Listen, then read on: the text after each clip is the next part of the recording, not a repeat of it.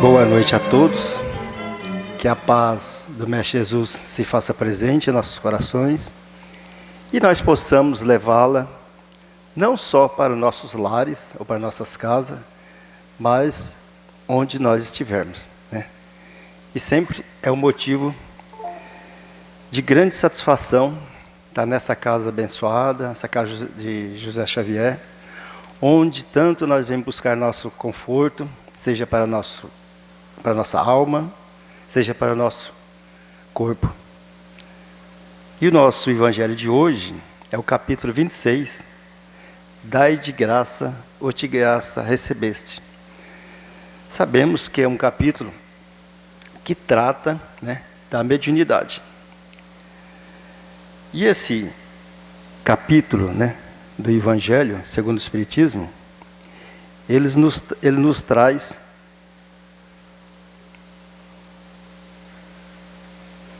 ele inicia-se com o dom da cura, né? Restituir aos doentes, ressuscitai aos mortos, curai os leprosos, expulsai os demônios, dai de gratuitamente o que gratuitamente haveis de receber. Está no capítulo 10 de Mateus, versículo 8. Mas, com vossa permissão, eu quero falar para vocês que esse capítulo 10 é conhecido como o capítulo dos 12 discípulos, né? Onde ele inicia assim: é chamado seus 12 discípulos, deu-lhe o poder sobre o espírito imundo para expulsar e para curar em toda enfermidade e todo mal, né? Então, aí ele manda, né, que todos vão na busca de restituir a saúde, né? Claro que quando a gente diz restituir a saúde, né, para aquele tempo, não seria só restituir a saúde espiritual, mas também a saúde física. Então, que era um momento, que era um povo que precisava muito disso, né? Nós sabemos que esse povo muito sofrido necessitava não só da cura do corpo, mas também do corpo físico, mas também da alma. Ora, o nome dos 12 apóstolos, com vossa permissão, eu vou só falar o nome dos 12 apóstolos rapidinho aqui, para que a gente possa relembrar. O primeiro deles será Simão Pedro, né? Chamado de Pedro, André, seu irmão, Tiago e João, que eram os dois irmãos, filhos de Zebedeu, Filipe e Bartolomeu, Tomé e Mateus, o publicano, também conhecido como Levi, Tiago, filho de Alfeu, e Zebedeu, e Tadeu, Simão, o cananita, e Judas, o Iscariote. Então, esses seriam os 12 apóstolos, né? Então, ele chamou esses 12 e pediu para que fosse, né, restituir a saúde, né, ressuscitar os mortos. Os mortos aqui, ele queria dizer, não seria aqueles que tivessem a morte física, mas para aquele padrão, todo aquele que estava fora, né, das leis de Deus, vamos dizer assim, era considerado os mortos, né? Todo aquele que estava acamado, doente, né, era considerado como morto. Então, e nós sabemos que tinha uma doença no período que era, né, praticamente aquela que levava vamos dizer assim, ao desencarne, que seria a lepra.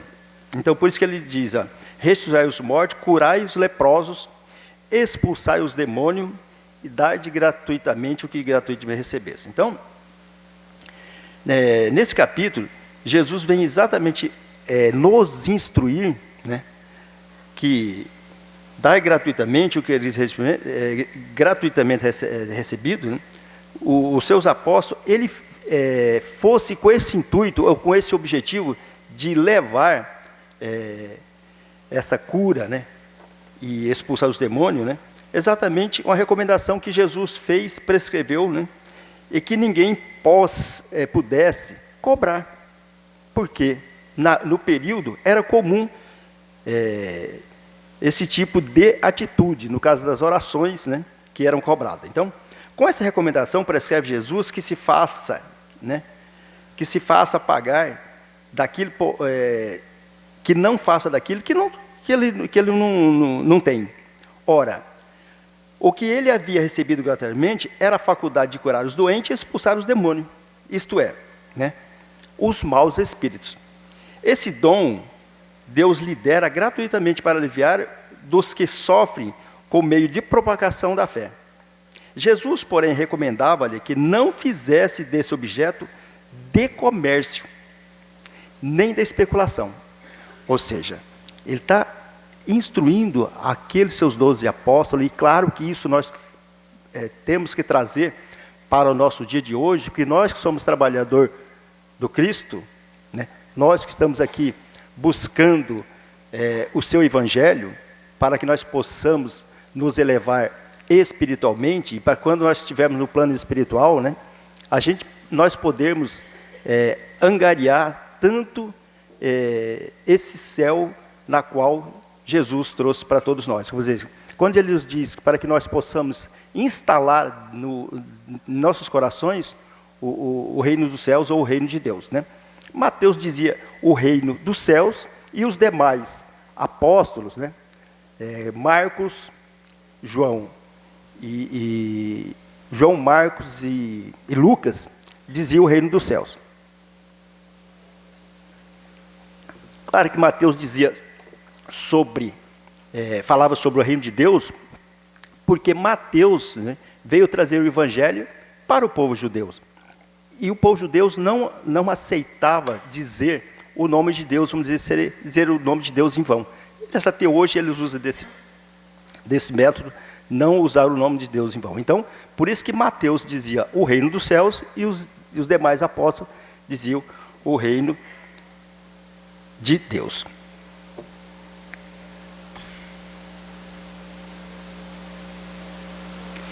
Então, e continuando como a prece paga ainda, né, Jesus disse em seguida que os seus discípulos, diante de todos os povos que o escutavam, né, durante as pessoas que estavam lá, ele pediu para que tivesse cuidado, né, tivesse cuidado com os escribas,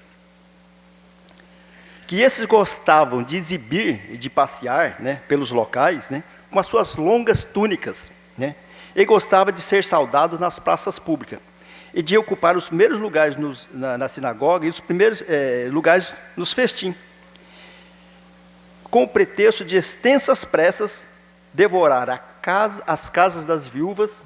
Essas pessoas receberão condenações rigorosas. Ou seja, esses escribas que usavam desse pretexto para ganhar dinheiro, né? Claro que ele está dizendo para que os seus apóstolos não usasse desse preceito para cobrar. Ele tá citando aqui na questão dos escribas, que usava disso para ganhar dinheiro. E claro que naquele período, né, onde que a mulher ela só era dona de casa, se ela ficasse viúva, ela estaria em situação complicada, né? Porque nós sabemos muito bem que até pouco tempo mesmo, as mulheres só podiam cuidar da casa e educação dos filhos, e o homem que trazia os proventos para casa. Então imagina, naquele período, ela perdendo o esposo ou ficando viúva, como que ela iria sustentar? Então, e aquilo que o seu esposo deixou, eles ainda iam lá e cobrar para fazer as suas orações. Então é algo que Jesus condenava veementemente, né? Que isso não era justo. Para que nós possamos buscar o reino de Deus, não precisa a gente estar, vamos dizer assim, fazendo umas orações em praça pública, alguma coisa nesse sentido. É só olhar para dentro de nós, fazer as nossas orações, né, de coração, que Deus vai estar nos atendendo. Então não é se colocando em lugar público, com suas roupas que ele gostava de estar exibindo, que ia fazer com que Deus estaria atendendo isso, né? E claro que Jesus faz essa advertência. Essa advertência sobre o escrito está lá em Lucas, capítulo 20, versículo 45 a 47, em Marcos, capítulo 12, 38 e 44, e em Mateus, capítulo 23, versículo 14. Disse Jesus também, né? Não façais que vos pague as vossas preces. Ou seja, não vá copiar o que os escribas estavam fazendo, né? Eles sendo os enviados do Cristo, né? Ele não deveria fazer isso. Porque se ele fizesse isso, estaria contrariando, né, os seus ensinamentos que ele trouxe a todos eles. Não faça como os escribas, que a pretexto de longas preces devora as casas das viúvas, isto é, abocanham as suas fortunas. Então, aquilo que eu citei, né? A mulher que era só estava cuidando de suas casas, e o pouco que o esposo deixava, eles ainda iam lá cobrar para que pudessem, né, fazer dinheiro. A prece é um ato de caridade, né? Nós sabemos disso, que quando nós oramos para o nosso próximo, para aquele irmão que está em situação vulnerável, vamos dizer assim, numa situação mais complicada, seja ela física, ou seja ela, né, moral, porque nós temos uma grande doença que está afetando a sociedade, que é a depressão. E nós sabemos que nós precisamos estar constantemente orando para essas pessoas, para que ela nunca se deixe se levar, se abaixar a sua vibração. Porque se caso isso acontecer, nós sabemos muito bem que aqueles irmãos que ainda estão se comprados com a infelicidade do outro, com a derrocada do outro, eles vão estar presentes em suas vidas, ou em nossas vidas, como dizer assim. Toda vez que nós abaixarmos nossa vibração, eles vão estar nos influenciando. Vamos lembrar que no livro dos Espíritos, questão 459, os Espíritos nos dizem que são eles que nos dirigem. E lá na questão 525, né, também do livro dos Espíritos, ele diz que são eles que nos aconselham. Então nós precisamos estar buscando sempre estar amparado pela espiritualidade superior, para que nós possamos estar sempre intuído no caminho do bem, no caminho do amor. Porque se caso a gente abaixar essa vibração, as coisas poderão ficar difícil para nós, né? A prece é uma caridade, né, que é o encanto do coração. Cobrar alguém para dirigir a Deus por outro é transformar-se em intermediário assalariado, né? Será que cada vez se chegasse aqui no Gesto Severo, nós colocarmos um nome ali no caderninho, se fosse cobrar, né? Será quem estaria atendendo aos nossos pedidos? Então, que nós possamos estar refletindo sempre isso, né? Que se tiver alguém que faça isso, nós possamos estar observando, né, que isso não é o caminho correto, né? A prece, então, fica sendo uma fórmula cujo cumprimento se proporciona à forma dos custos. Quer dizer que uma prece só vai ter valor se for paga? E aquele que não pode pagar? E aquele que está desprovido do bem financeiro, né, que não pode pagar? A gente não estaria orando por este? Será que Deus estaria atendendo somente aquele que paga, né, para ter uma prece? Ora, uma de duas. Deus ou mede ou não mede as suas graças pelo número das palavras. Se essas forem necessárias em grande número, por que dizer em poucas, né? Ou quase nenhuma? Porque aquele que não, e aquele que não pode pagar, né?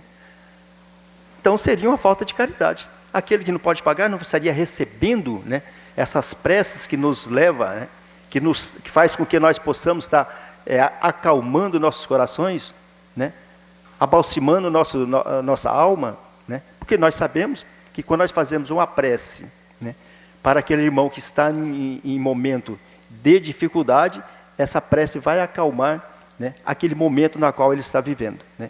E nós sabemos muito bem que a prece, quando nós fazemos essa prece, né, não precisa ter qualquer algo a mais a não ser nosso pensamento, ou seja, nossas palavras, né?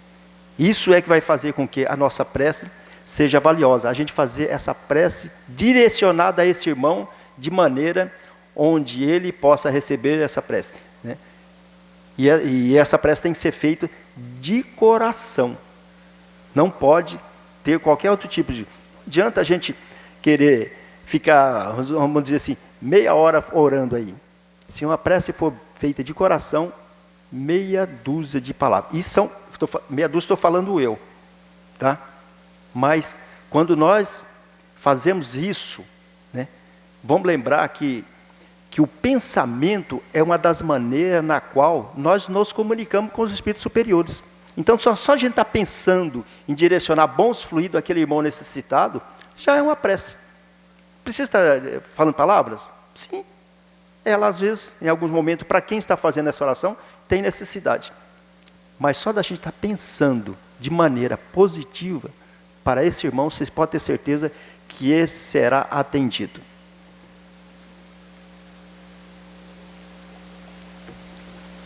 E aqui no Evangelho fala, se em uma só palavra, basta. É inútil dizer com excesso. Por que então cobrá-las, né? Ou seja, quando nós estivermos passando uma situação assim difícil, né? Em vez da gente pedir para o outro ao fazer a oração, nós podemos estar fazendo. Mas quando nós reconhecemos que nós somos filhos de um Deus amoroso, onde está sempre de braço aberto para nos receber, basta a gente levar nosso pensamento e ser grato a Ele, pela vida, por tudo aquilo que Ele nos proporciona. Então, essa gratidão que nós direcionamos ao Pai, já é uma maneira da gente estar buscando esses fluidos salutares que farão com que estará balsamizando os nossos corações e possamos estar sempre junto, não só de Deus, do nosso Mestre Jesus, mas também daqueles espíritos onde estarão nos ajudando nessa caminhada evolutiva. Disse Jesus também, não façai que vos pague as vossas preces, né, como os escribas, né? A prece, então, fica sendo uma fórmula cujo cumprimento só proporciona a soma das custas, ou seja, o dinheiro, né? Deus não vende os benefícios que concede. Será que Deus, quando nos deu a vida, nós pagamos alguma coisa para Ele? Né? Como, pois, um que não quer, ou um que não é sequer distribuidor deles, que não pode garantir a sua obtenção, cobraria um pedido que talvez nenhum resultado produz. Né? Como que nós vamos... aquele irmão que não pode pagar, como que ele estaria recebendo essa benesse de Deus? Ou seja, né, Deus está presente para todos nós, independente do momento que a gente vive. Basta a gente reconhecer. Seria como um sol, né? O sol brilha para todos, independente de qualquer situação, de qualquer circunstância. Não é possível, né, que Deus subordine um ato de clemência, de bondade ou de justiça e de sua misericórdia, se solicite uma cobrança de dinheiro. Será que Deus espera isso de cada um de nós? Será que Deus estaria atendendo se eu estou deixando, de, em vez de buscar isso, né, pagar para um outro? Está orando para mim? Não seria um comodismo da minha parte? Por quê? Uma oração, né, por mais singela que ela seja, você pode ter certeza que ele chegará ao Deus nosso Pai. Claro que tem N maneiras de estar fazendo isso. Né? Quando nós oramos para Deus, né, vamos lembrar que lá na questão 244 do Livro dos Espíritos, ele nos diz, né, que nós falamos com Deus através dos seus tutelados. Mas quando nós oramos de coração e pedimos algo para Deus, esses irmãos de luz vai pegar essas orações e vai enviar ao nosso Pai. E claro que nós seremos atendidos. Do contrário, se a soma não fosse paga, ou se fosse insuficiente, que eu não tivesse dinheiro suficiente, né, a justiça e a bondade de Deus ficaria suspenso. Então, seria uma incoerência muito grande, né? Mas nós sabemos que Deus é amor absoluto. Deus é bondade, né? Deus, os seus atributos de Deus é tudo de maneira absoluta. Nós é que temos essas, vamos dizer, esses atributos de maneira relativa aos nosso adiantamento.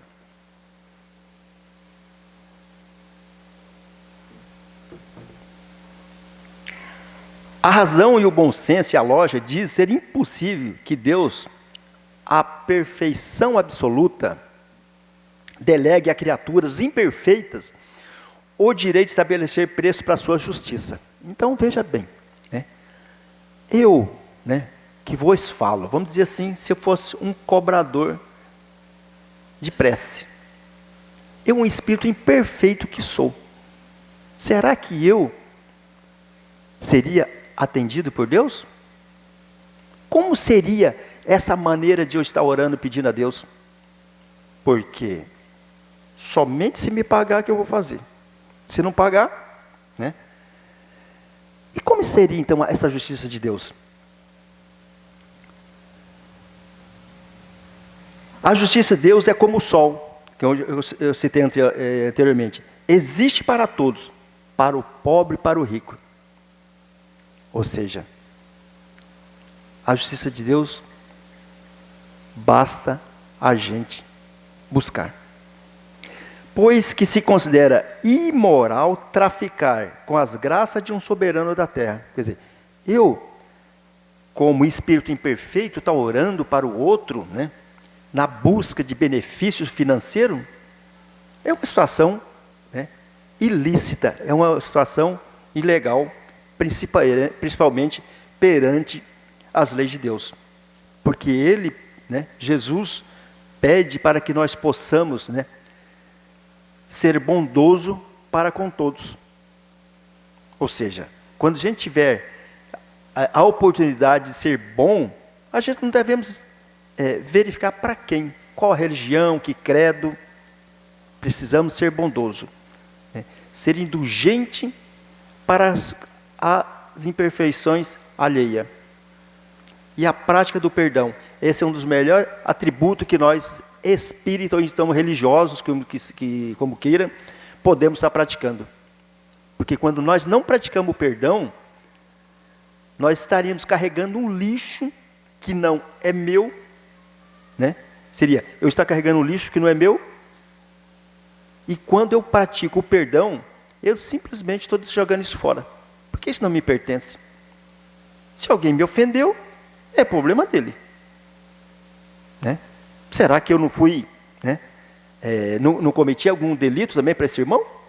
Porque quando a gente pensa em perdão, né, só pensa em mim, se alguém me ofendeu. Mas será que eu não ofendo o meu próximo? Né? Pode verificar, quando a gente pensa em perdão, exatamente é quando nós somos ofendidos. Né? Mas nós precisamos ter o cuidado de verificar isso, essa possibilidade, porque nós também podemos estar ofendendo. E quando isso acontecer, a gente ter a humildade, né, de pedir perdão a esse. Porque quando nós perdoamos e pedimos perdão, é que nós estamos tendo sintonias com as leis de Deus. Porque nós sabemos que as leis de Deus, né, ela está em todo o nosso planeta. Não só o nosso planeta, em todo o universo. E onde que ela está escrita? A lei de Deus. Nós sabemos que nós temos uma Constituição que tem um livro que tem todas as leis de Deus. E onde estão escritas as leis de Deus? Segundo o livro dos Espíritos, na questão 621. E fica bem claro para todos nós, que está escrito em nossa consciência. É por isso que quando nós fazemos algo para alguém, a nossa consciência fica nos cobrando. E quando alguém faz alguma coisa ruim para nós, e quando nós desvencilhamos disso, nós ficamos de cabeça tranquila, consciente. Então, portanto, a justiça de Deus é algo que é para todos. Né? Não precisamos se preocupar com isso, porque a sua bondade, sua benevolência, né, está para todos nós. Quanto à prece paga ainda um outro inconveniente que apresenta as preces pagas. Tá? É que aquele que compra, se julga as mais das vezes, dispensar de orar por ele próprio. Quer dizer, ao invés de eu orar para mim, por que eu tenho que pedir para o outro? Né? Porquanto se considera que, desde que deu o seu dinheiro, né? Vamos lembrar que o povo judeu, né, para quitar os seus pecados, ia nos templos lá e fazia os sacrifícios dos animais. Dependendo do seu posicionamento financeiro, ele comprava, vamos dizer, uma ave, que seja um cabrito, ou até, vamos dizer assim, seria até um boi. Quer dizer, vai depender de cada um. Então, se eu fosse lá e fizesse aquele sacrifício, eu estaria perdoado? Né? E nós sabemos que não. Mas era um costume que eles tinham naquela época. Sabe-se que o espírito que se sente tocado pelo favor do quem por ele se interessa. Qual pode ser o fervor daquele que comete a terceiro encargo por ele orar, mediante pagamento? Né? Será que quando eu vou pedir a Deus, ou que seja Jesus ou espiritualidade superior, né, será que eu vou pedir com o mesmo fervor para o meu próximo do que para mim? Né? Então, é algo que a gente precisa dar. Qual o fervor desse terceiro quando delega o seu mandato a outro? E esse outro assim por diante. Não será isso reduzir a eficácia da prece ao valor de uma moeda em curso? Quer dizer, aquele que vai pagar mais, a minha oração seria então mais duradoura, mais fervorosa. Aquele que paga menos, né, seria com esse princípio. E Jesus, né, com a sua sabedoria, né, está sempre nos trazendo grandes exemplos, nos trazendo grandes ensinamentos e grandes exemplos. Nós sabemos muito bem que Jesus, né, a todo momento, ele não perdia a oportunidade de trazer um ensinamento para todos nós. E ele, ao adentrar no templo, ele viu aquele comércio. Claro, né, eu não vou dizer que Jesus ficou irritado, porque Jesus tem certeza absoluta que ele não ficaria irritado. Eu, vos que fala, você pode ter certeza. Mas no Evangelho fala que Jesus saiu chicoteando e coisa. Eu, como espírita, eu tenho certeza que Jesus não faria isso. Se algum de vocês discordar de mim, sem problema nenhum. Mas você acha que o espírito da estirpe de Jesus seria capaz de sair chicoteando ou nos orientando? Não faça disso. Né? Então, e nos diz aqui no item 5 do capítulo 26. E eles vieram em seguida a Jerusalém, e Jesus, entrando no templo, começou a expulsar dali os que vendiam e compravam. Ou seja, todos aqueles que estavam ali comercializando, Jesus tocou. Derrubou as mesas dos cambistas e os bancos dos que vendiam pombos, e não permitiu que alguém transportasse qualquer utensílio do templo. Ou seja, além dele não deixar que esse comércio continuasse, ele não permitiu que os levasse. Né? Ao mesmo tempo, instruía dizendo, né, não está escrito, minha casa será chamada casa de oração por todas as nações. Entretanto, fizeste dela um covil de ladrões. Então, pode verificar que Jesus pegou pesado, né? Muito pesado. No entanto, ele estava simplesmente reprimindo algo, né, que não era aceitável. Se ali é uma casa de oração, né, e como ele nos diz, né, minha casa será chamada casa de oração por todas as nações, por que estava fazendo um comércio aqui lá? Então, interessante, né? Ainda ele fala assim, os príncipes dos sacerdotes, né, ouvindo isso, procuraram o meio de se perder, ou seja, de se esconder, né? Porque ele sabia da autoridade de Jesus. Eles tinham certeza que ele estava fazendo aquilo com autoridade. Né? Jesus não era autoritário, ele tinha autoridade, é diferente. Autoritarismo Então, os príncipes desses sacerdotes, ouvindo isso, procuravam o meio de se perder, pois temiam, visto que todo o povo era tomado de admiração pela sua doutrina. Então, as pessoas sabiam da moral de Jesus. Então, aquilo é algo, né, que eles tinham a certeza, né, que Jesus estava fazendo de maneira correta. Está lá esse item 5 do capítulo 26, está em Marcos capítulo 11, versículo 15 a 18. E Mateus capítulo 21, capítulo 12 e 13. E continuando falando sobre os mercadores expulsos do templo. Jesus expulsou o templo, os mercadores, e condenou assim o tráfico das coisas santas sobre qualquer forma. Ou seja, ele não só expulsou, como orientou o que tinha que ser feito. Deus não vende as suas bênçãos, Deus não vende a sua bênção, nem o seu perdão, nem a entrada do reino dos céus. Não tem, pois, o homem o direito de estipular preço. Né? Nós sabemos que para que nós possamos buscar o reino dos céus, nós precisamos, né, colocar em prática aquele ensinamento que Jesus trouxe para todos nós. Por quê? Não adianta eu, que vos fala, mergulhar de cabeça no ensinamento do Cristo, ou que seja no Evangelho, que seja na doutrina espírita, mas ficar só na falácia. Temos que colocar em prática.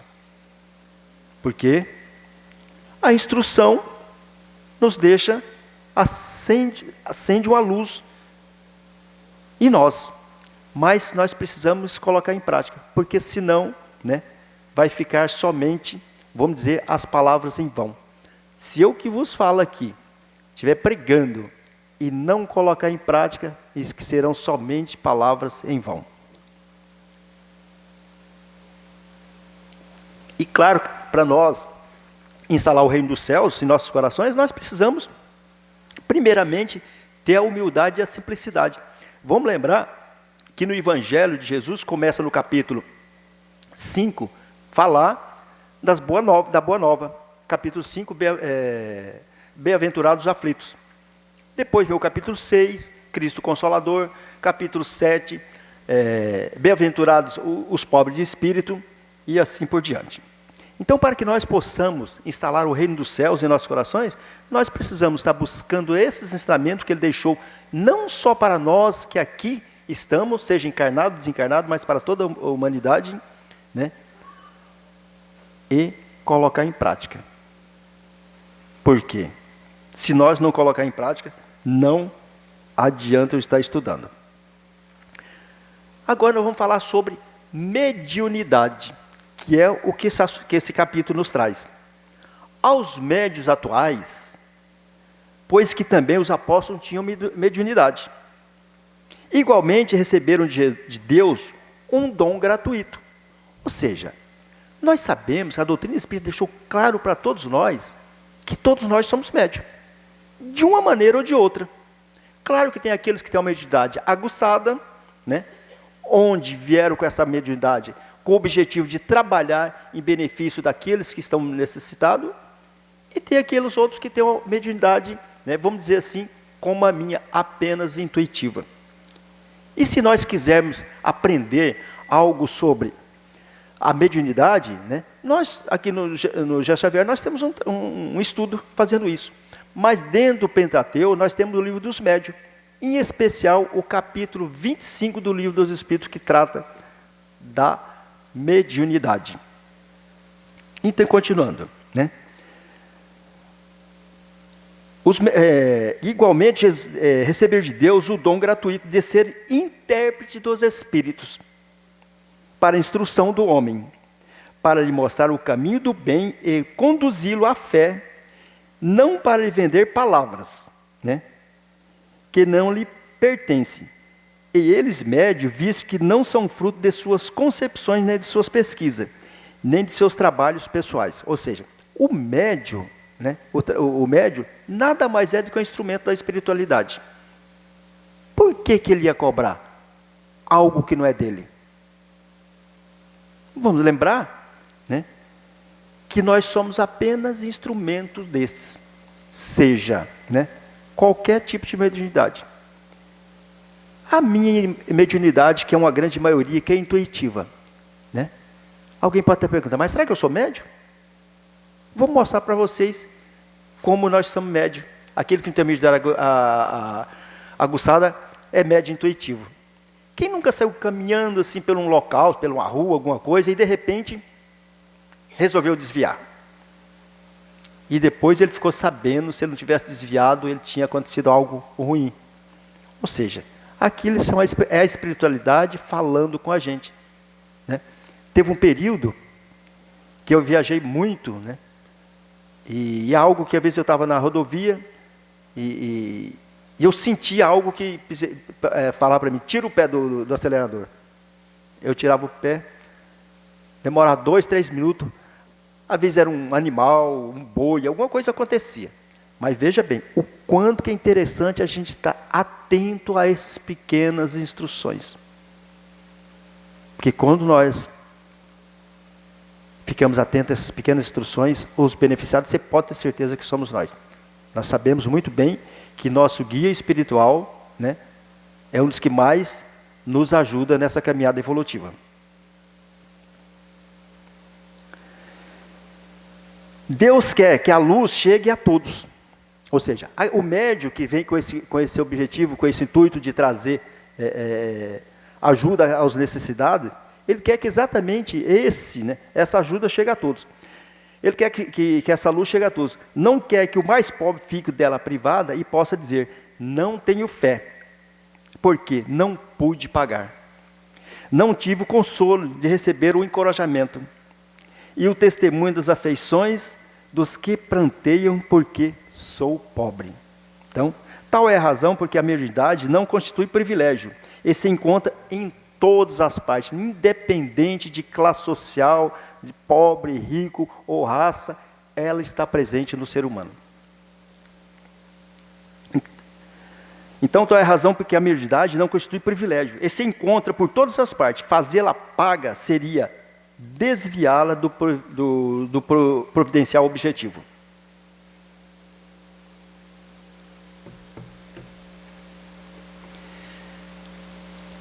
Quem conhece as condições em que um bom espírito se comunica e repulsam, se sente por tudo do que é de maneira egoísta. Nós sabemos muito bem que a espiritualidade superior sabe qual é nosso objetivo, qual que é a nossa intenção. E quando nós estamos fazendo algo que é de maneira egoísta, eles são sabedores disso. Jamais ele vai nos atender. Se eu for fazer algo sempre no objetivo de angariar algum benefício para mim, você pode ter certeza que eles não irão atender. Quem poderão estar me atendendo? Aqueles irmãos que se comprazem, se satisfaz em ver o outro em situação difícil. Por isso que nós precisamos estar buscando sempre nos elevar para que nós possamos ter boas companhias. O simples bom senso repele semelhante ideia. Não seria também uma profanação, ou seja, uma violação, evocar os espíritos por dinheiro? Os seres que respeitamos, ou que nos são caros? E fora de dúvida, que se pode assim obter manifestações, mas quem poderia garantir a sinceridade desses estaria nos instruindo? Você pode ter certeza, se eu estiver fazendo isso de maneira para angariar algo, bons companheiros não serão. Os espíritos livianos, mentirosos, brincalhão, toda a caterva, ou seja, toda a turma, né, dos espíritos inferiores, nada escrupulosos, ou seja, rigorosos, sempre acorrem a ponto de responder aos que lhe perguntam, sem se preocupar com a verdade. Então, toda vez que nós fazemos isso, vocês podem ter certeza que serão esses irmãos que estarão nos atendendo. Quem, pois, deseja comunicar a comunicação séria, deve, antes de tudo, pedi-la seriamente e, em seguida, interar-se da natureza e simpatia do médium com que os seres do mundo espiritual. Então, nós precisamos estar atento quem é esse médium que está fazendo essa comunicação com os espíritos. Nós sabemos que para que nós sermos bons médiuns, nós precisamos ter, no mínimo, buscar uma moral, né? Claro que, ainda em função da nossa perfeição, nós estamos carentes dessa moral perfeita, mas nós precisamos estar constantemente buscar isso. Bons pensamentos, sempre procurando ajudar ao próximo, sempre praticando aquele ensinamento que Jesus trouxe para todos nós. Ao par da questão moral, apresenta-se uma consideração efetiva não menos importante. A mediunidade séria não poderia ser e nunca será uma profissão. Não só porque desacreditaria moralmente, mas também é algo que, se formos atendidos, será atendido por esses espíritos zombeteiros.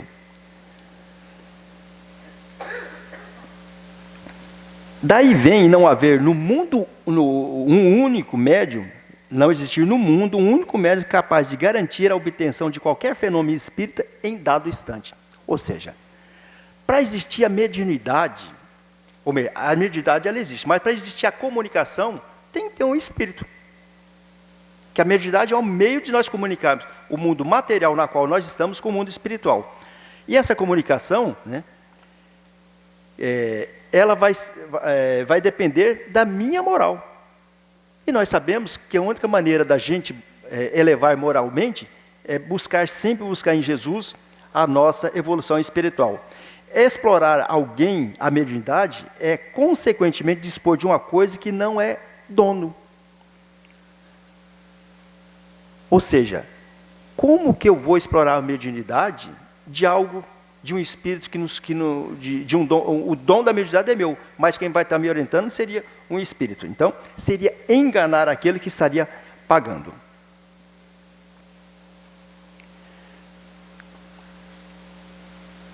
A mediunidade é uma coisa santa, deve ser praticado santamente e religiosamente, né?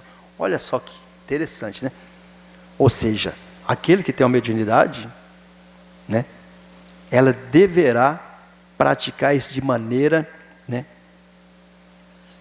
pura e de maneira disciplinada. Porque aquele que não fizer isto, vai acontecer como está lá no livro Mensageiro, capítulo 7, A Queda de Otávio. Quem leu esse livro, né, vai ver que Otávio foi um espírito que ficou 30 anos no nosso lar, sendo preparado, porque ele viria com a mediunidade para ajudar os necessitados. Em função do seu desvio, foi uma verdadeira derrocada. Derrocada sim, porque ele perdeu a encarnação. Então, a mediunidade, quem tem essa mediunidade, precisa ser praticada de maneira pura, né, e disciplinada. Mas, Dito, como que eu faço para poder disciplinar a minha mediunidade? É estudando a doutrina espírita. Não tem outra maneira. Porque quando nós estudamos, nós acendemos aqui essa luzinha que todos nós estamos aqui buscando hoje. Porque essa luz é que vai nos direcionar ao ensinamento do Cristo. É essa luz que vai fazer com que eu possa ser uma pessoa de bem. Se há um gênero de mediunidade que requeria essas condições, de modo ainda muito absoluta, é a mediunidade de cura. Olha só, aquele irmão que tem a mediunidade de cura é algo, né, muito valoroso. Porque nós sabemos que nós estamos nesse mundo de expiação e prova e necessitamos muito desses, né? O médico dá o fruto dos seus estudos. Aqui ele vai fazer uma comparação àquele que é médico, que tem a mediunidade gratuita, e aquele que estudou, né? O médico dá o seu fruto dos seus estudos, muitas vezes às custas de muito sacrifício penoso. Nós sabemos, né, o indivíduo que faz medicina tem que se mergulhar nos livros. Eu tenho certeza que cada um de nós tem um amigo, um conhecido que fez isso, e nós sabemos o quanto essa pessoa fez isso para poder concluir a medicina. O magnetizador dá o seu próprio fluido, por vezes até a sua saúde. Podem, porém, dar o preço. Ou seja, o médico e o magnetizador podem dar o preço. Mas, e o médium?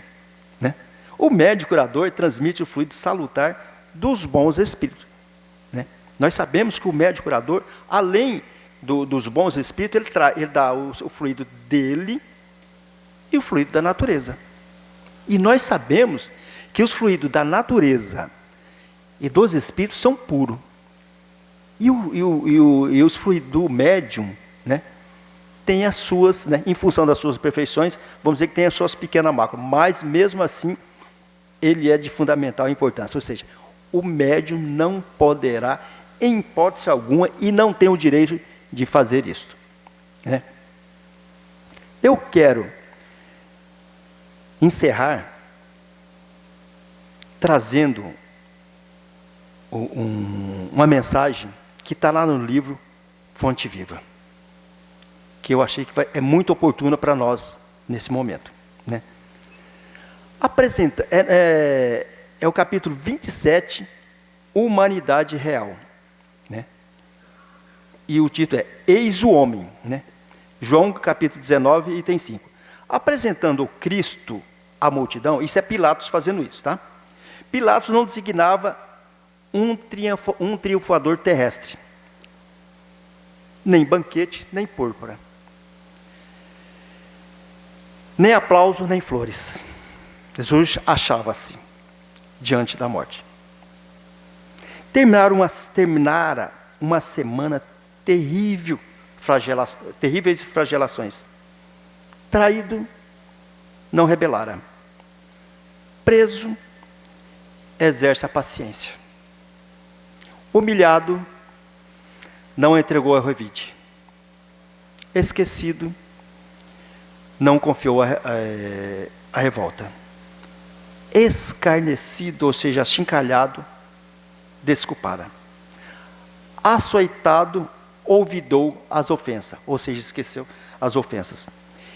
Injustiçado, não se defendeu. Sentenciado ao martírio, soube perdoar. Crucificado, voltaria à convivência dos mesmos discípulos beneficiários que havia abandonado para soerguê-lo, ou seja, levantá-lo à esperança. Vamos lembrar, depois da crucificação de Jesus, a primeira aparição que ele teve foi para Maria Madalena, depois ele apareceu para aqueles 2 apóstolos no caminho de Emaús, né?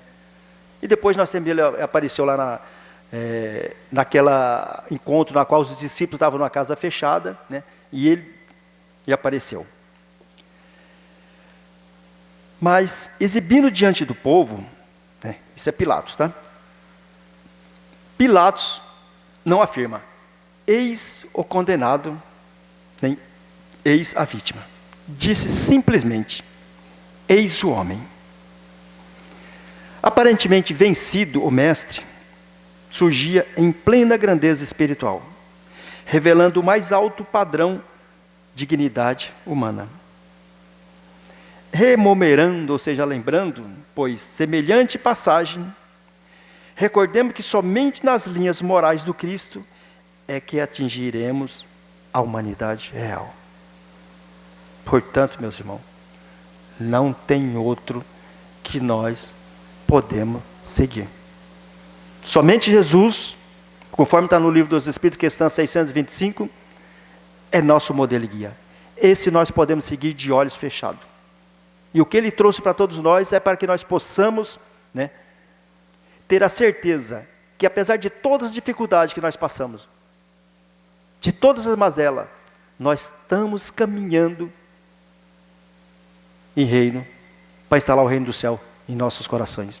Nós ainda como espírito imperfeito, vou lembrar lá no livro Roteiro, né, capítulo 2, plano carnal, onde que ele diz, né, pela necessidade o verme sai das profundezas na busca da luz. E nós somos espíritos que nós estamos fazendo isso. Passamos por diversas encarnações, nos livrando das nossas mazelas, das nossas imperfeições. Mas a luz será instalada em nossos corações. O reino do céu estará instalado em cada um de nós. Porque somente quando nós estivermos com esse reino do céu instalado em nós, é que nós estaremos junto do Pai e junto do Mestre Jesus. Que Jesus nos ilumina e nos abençoe hoje, agora e sempre. Muito obrigado.